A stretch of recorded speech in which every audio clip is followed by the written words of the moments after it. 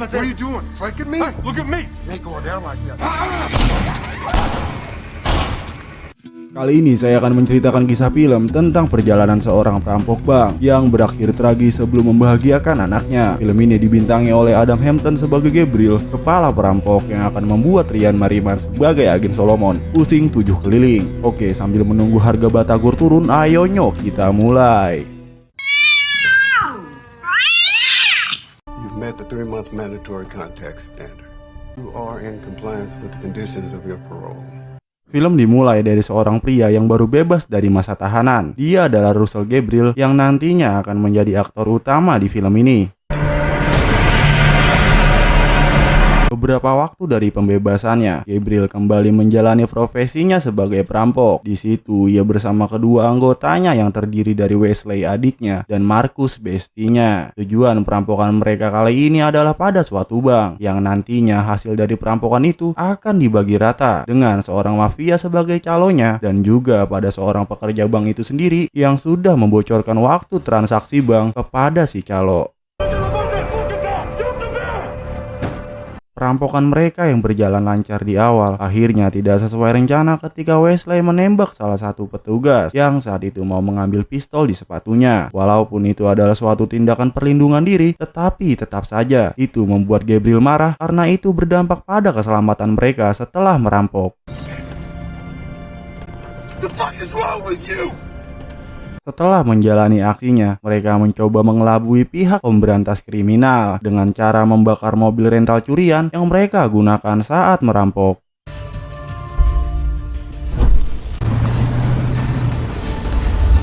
Benar saja, setelah aksi mereka selesai, pihak pemberantas kriminal langsung mendatangi tempat tersebut. Dia adalah agen Solomon yang sekarang menggantikan posisi ayahnya sebagai agen FBI nomor 1 kala itu. Mereka di situ dipertemukan dengan seorang sheriff yang ternyata sheriff tersebut mengetahui kronologi kejadian tetapi tidak sempat memberi bantuan. The gunman ambushed him from a SUV. Whole deal, everything. Selanjutnya, agen Solomon menginterogasi korban yang berhasil selamat. Di situ si korban menerangkan jika mereka dirampok seolah-olah oleh tim yang sangat berpengalaman. Belum sempat mendapatkan petunjuk dari informasi si korban, Solomon pun akhirnya mendapat petunjuk dari si bapak sheriff. Send the smoke signals to county, over. That's probably a waste of time. You got it. Okay. One of my team will get back in touch. Kembali ke Gabriel di saat ia membagi rata hasilnya dengan si calo. Ia ditawarkan kembali perampokan pada suatu bank. Tetapi kali ini langsung dibantu oleh manajer bank itu sendiri. Yang sebenarnya itu adalah suatu jebakan untuk menangkapnya. Bank job. Weekly cash delivery, and my inside guy Devlin, he's a bank. Merasa sudah cukup lelah menjadi seorang perampok, di situ ia berjanji kepada dirinya sendiri. Setelah menerima tawaran itu, ia langsung pensiun dari dunia perampokan.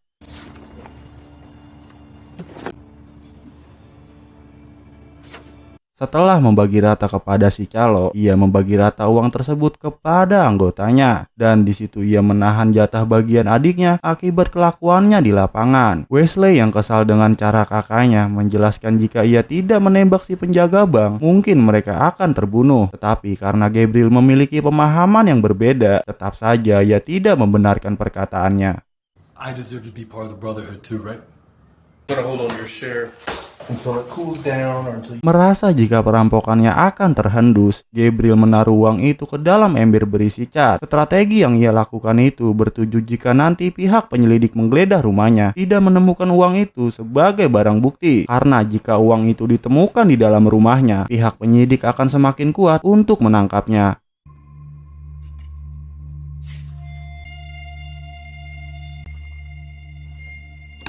Selesai menyembunyikan uang tersebut, Gabe mengunjungi anaknya yang sudah ia tidak temui. Di situ ia melihat seorang pria yang secara kasar menarik tangan anaknya, dan itu adalah Eddie, mantan pacar si Nettie yang nantinya akan dihajar si Gabe setelah mengetahui anaknya dihamili. I'll tell you when it's time to let go.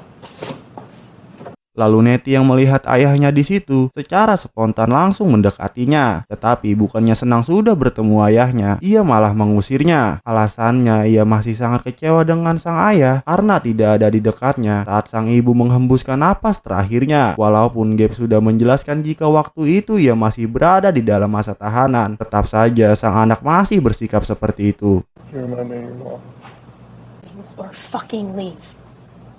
Berpindah ke mereka, di situ Solomon terus menganalisis kasus perampokan. Menurutnya, jika buruannya saat ini sangat profesional dalam menjalankan aksi, mulai dari pemalsuan nomor plat sampai tanpa sidik jari sedikit pun. Dan karena masih belum mendapatkan bukti, nanti salah satu rekannya akan menginterogasi pemilik rental yang sebelumnya mobilnya dicuri oleh si Gabe. Karena melalui GPS mobil tersebut dapat mendapatkan bukti dari riwayat perjalanan mereka. Setelah menganalisis kasus perampokan, Solomon bertemu dengan seniornya yang ternyata dia adalah rivalitas ayahnya sebelum pensiun. Dan karena dulu selalu kalah bersaing dengan ayahnya Solomon, nantinya ia secara diam-diam ikut serta dalam penangkapan si Gabe. Tujuan keikutsertaannya agar ia bisa memperbaiki citranya sebagai seorang agen senior. Tetapi karena dia ini nantinya akan memperburuk keadaan saat menangkap Gabe. Why don't we just cut the shit? I heard you took on that robbery crew. Just want to know if you have any leads. Yeah. Solomon yang ingin bergegas pulang, ia ditemui oleh wartawan perihal kasus perampokan si Gabe yang menyebabkan kematian si penjaga. Well, they're investigating Phil Davis's death. Bukan hanya Gabe yang melihat berita itu, tetapi juga Wesley yang langsung ketakutan sesudah melihat beritanya. Dan Wesley semakin dibuat tidak terkendali setelah melihat kekasihnya bersama pria lain. The fuck? Cálmate. Amigo, why don't you just get us another round of beers? What the fuck you're talking. Di saat si pria terus memprovokasinya, muncullah si calo sebagai pemilik bar tersebut. Ia di situ meminta mereka untuk tenang, tetapi si pria ini yang ternyata adalah seorang adik dari pemimpin gangster. Ia pun mulai menunjukkan sikap angkuhnya dengan mengatakan minuman di sini tidak layak untuk dikonsumsi, dan si calo yang dari awal sudah menahan kesabarannya. Akhirnya ia pun menghajar si makhluk tengil ini hingga pindah alam. Setelah si calo menghabisi para makhluk tengil, ia pun menelpon Gabe untuk menjemput adiknya. Entah apa yang disembunyikan si Gabe, yang jelas ia melarang adiknya untuk berteman baik dengan si calo. Stay the fuck away from my brother. Archangel Gabriel. Berpindah ke Solomon, sedikit demi sedikit ia berhasil mendapatkan jawaban kasus perampokan mereka melalui Robert yang mendatangi pemilik rental dengan mengatakan mobilnya sempat terdeteksi di bengkel tempat Gabe bekerja. Lalu setelah itu GPS-nya tidak terdeteksi bersamaan dengan kasus perampokan dimulai. Setelah mengetahui informasi itu, Solomon langsung mengirim salah satu anak buahnya untuk memata-matai mereka. Kembali ke Gabriel, ia yang sebelumnya sepakat dengan si calo untuk merampok bank lagi. Di sini ia bertemu dengan si manajer untuk merencanakannya. Dan setelah bernegosiasi untuk pembagian hasilnya, Gabe diberikan skema lokasi bank tersebut. Perlu diketahui, ternyata si manajer bekerja sama dengan agen Dick untuk menangkap kelompoknya si Gabe. Di pagi harinya, Gabriel yang belum ngopi mencoba mendatangi tempat anaknya bekerja. Berharap dibuatkan kopi oleh anaknya, ia malah mendapatkan kabar buruk tentang anaknya yang habis digebugin oleh seseorang. Singkat cerita, ia pun langsung ke rumah sakit melalui informasi rekan kerja anaknya. Nettie yang masih kecewa dengan sang ayah, ia tidak mau memberitahu sesuatu yang telah terjadi kepadanya. Tetapi di saat dokter mengatakan ia hanya luka luar tidak berdampak pada janinnya, akhirnya ia mengaku jika luka tersebut berasal dari si Eddie yang tidak mau bertanggung jawab. Fetus hasn't miscarried. Setelah mendengar perkataan anaknya, Gabriel meminta Nettie untuk tinggal bersamanya di luar negeri. Walaupun awalnya Nettie menolak, pada akhirnya ia menerima tawarannya. Dan Gabriel yang tidak terima anaknya dihamili, ia pun langsung meminta si Nettie agar memberitahu alamat si Eddie. What? I need to know how to find Eddie. Gabriel yang sudah mendapatkan alamatnya, ia meminta bantuan kepada adiknya. Biarpun Wesley ini agak tengil, emosian dan susah diatur, ia masih peduli dengan kakaknya. Yang dimana kakaknya meminta bantuan, ia pun langsung membantunya. Dan di saat sudah sampai lokasi, tanpa basa-basi, ia langsung memberikan sentuhan manja kepada si Eddie. Kalau saja tidak ditahan adiknya, mungkin saja si Eddie bisa jadi perkedel.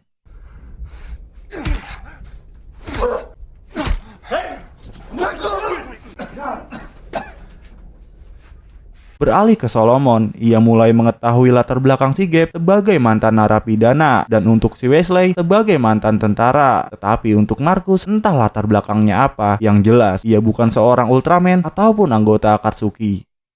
And most recently became charged after popping hot for cocaine. Menduga jika mereka adalah tersangkanya, Solomon pun langsung mencari salah satu dari mereka untuk diinterogasi, yang nantinya mereka akan berhasil menangkap si Wesley setelah diajak olahraga malam bersama dengan si Gabriel. Mr. Russell. Singkat cerita, Wesley pun berhasil diamankan. Lalu Gabriel yang melihat adiknya ditangkap tanpa bukti, nantinya ia akan membalasnya dengan cara membuat agen Solomon dan agen Dick saling baku hantam. Mr. Russell. Finally. Setelah mendapatkan Wesley untuk diinterogasi, Solomon terus menyecarnya dengan pertanyaan dari mana ia membeli mobil Mustang dengan harga yang mahal, karena menurutnya uang pesangon dari ketentaraan tidak mungkin cukup untuk membeli mobil tersebut. Lalu biarpun terus mendapatkan intimidasi, Wesley tetap pada pendiriannya. Selagi belum tertangkap basah, pantang untuk mengaku. Who this is, and you're free to go. Walaupun si Wesley tidak mengaku saat diinterogasi, Solomon meyakini jika merekalah tersangka atas perampokan tersebut. Lalu ia menemui mereka di bengkel sambil terus memojoki mereka, seolah-olah ia sudah mengetahui kebenarannya. A really nice chat with your brother. Told me all about you. I mean, he only had nice things to say, of course. Dan di situ ia mengatakan jika timnya saat ini sedang menggeledah rumah si Gabriel untuk mencari barang bukti uang yang sebelumnya disembunyikan. Karena secara teorinya Solomon, seseorang yang baru keluar dari masa tahanan dengan bekerja sebagai montir baru, tidak akan mendapatkan uang yang sangat banyak. Tetapi akhirnya ia malu sendiri karena timnya tidak menemukan barang buktinya.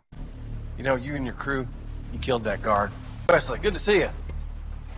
Di malam harinya, Gabriel yang terus diikuti keberadaannya oleh tim Solomon, akhirnya ia mensiasatinya dengan cara pergi diam-diam. Lalu Wesley yang juga diikuti, ia menaruh mobilnya di pinggir jalan dan pergi meninggalkan mobil tersebut. Karena kehilangan jejak mereka, agen Solomon pun dibuat pusing 7 keliling. Fuck it, we'll contact Gabe's PO. When that we're onto him, he's gonna arrest him for parole violation. Figure it out.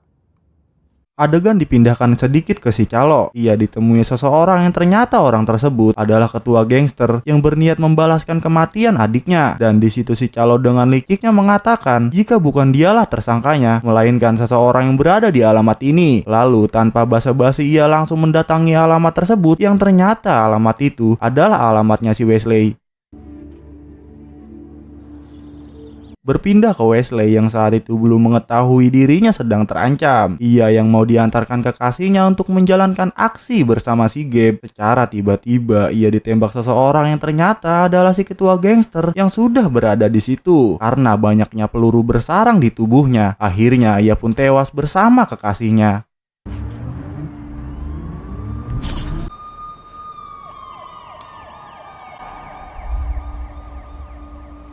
Kembali ke Gabriel sebelum menjalankan aksinya, ia menelpon anaknya terlebih dahulu agar segera mempersiapkan diri. Karena nanti malam setelah ia berhasil membawa uang hasil perampokan, ia akan menepati janjinya untuk memulai hidup baru bersamanya.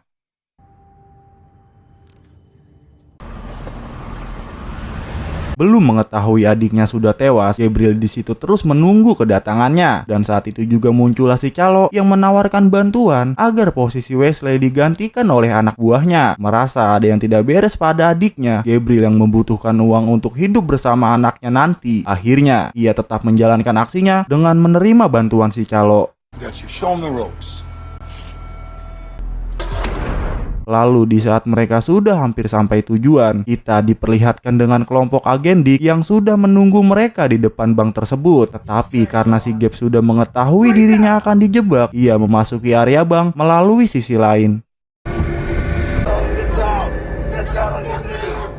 Mereka yang sudah berada di situ langsung menjalankan aksinya dengan meminta agar semua orang meletakkan handphonenya di lantai. Lalu mereka meminta agar seluruh uang di situ dimasukkan ke dalam tas yang ia berikan. Melihat si Gabe menitipkan skema dari si manajer agar bisa diberikan ke agen Solomon, si anak buah Calo langsung mengancam akan membunuh mereka jika skema itu tidak diambil kembali. Karena jika skema itu sampai diketahui agen Solomon, tamatlah karir agen Dick sebagai dalang dari skema penjebakan tersebut. Lalu setelah itu terjadilah baku tembak di antara mereka hingga mengakibatkan si Marcus tewas.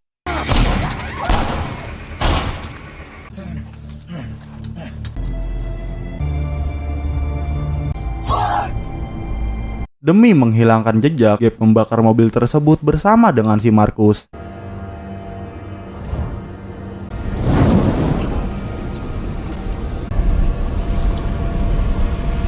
Singkat cerita, setelah mengetahui agen Dick mengikut campuri urusannya, dia pun langsung menghajarnya yang secara kebetulan baru sampai lokasi tersebut.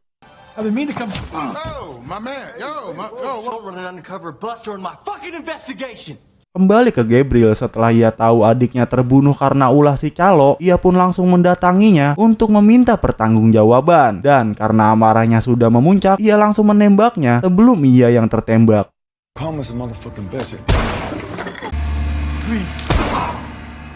Di akhir film, sebelum menjemput anaknya untuk memulai hidup baru, ia mengisi bahan bakar terlebih dahulu. Dan Nettie yang sudah menunggu ayahnya tak kunjung sampai. Ia sampai tertidur di restoran tersebut.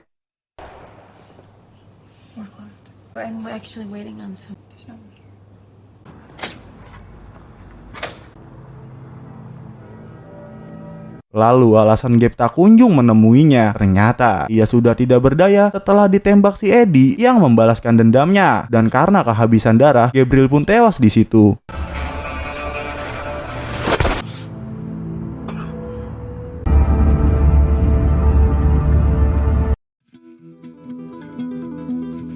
Pelajaran yang bisa kita ambil dari film ini adalah jangan pernah menyia-nyiakan kasih sayang seorang ayah, karena kasih sayangnya jauh melebihi siapapun selain seseorang yang sudah melahirkan kita. Cukup sekian dari saya, Pilun temannya Amek, mengucapkan terima kasih sudah menonton.